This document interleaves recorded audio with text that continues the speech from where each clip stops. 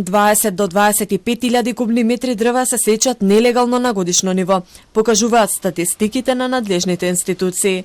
Македонските шуми се сечат безмилосно. Тоа е организиран криминал во кој се вртат десетици милиони евра годишно, проценуваат шумарските инженери.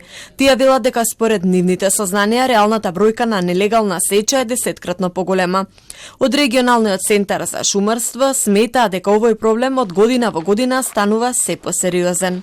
Со текот на годините овој процент не можеме да кажеме дали расте или опаѓа со верификувани податоци, бидејќи статистичките показатели од надлежните институции горе-доле се движат во едно исто ниво, но пораките што ги добиваме од нашите колеги, од граѓаните, од локалните организации е дека проблемот со нелегална сеча се поизразен и дека се поголеми шумски пространства се деградирани и опустошени од нелегалната сеча.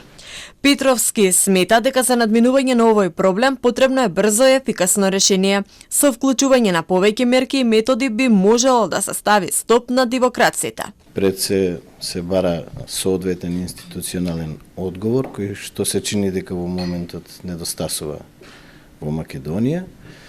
Понатака одредени политики на замена на традиционалното гориво за загревање на домаќинствата, како што е огревното дрво, мерки за субвенции за примена на иновативни системи кои што се базираат на дрвено загрејање, меѓутоа се многу поефикасни, како што се дрвниот чипс или пелетите. Податоците на Центарот за европски стратегии Евротинг покажаат дека околу 25.000 кубни метри дрва се бесправно исечени во 4 општини во последните 6 години, со што е направена штета од над 1 милион евра.